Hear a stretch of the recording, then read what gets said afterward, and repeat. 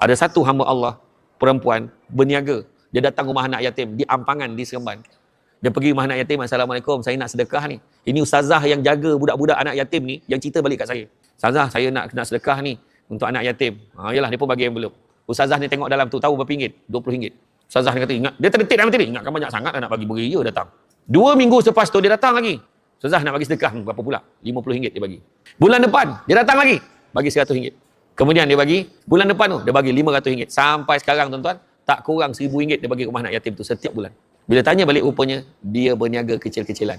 Dan sekarang perniagaan dia dah berkembang maju, dia berniaga stall, dia buat macam berniaga kuih-kuih, nasi-nasi lemak macam tu lah. Rupa-rupanya, rezeki dia, sekarang dah buka kedai.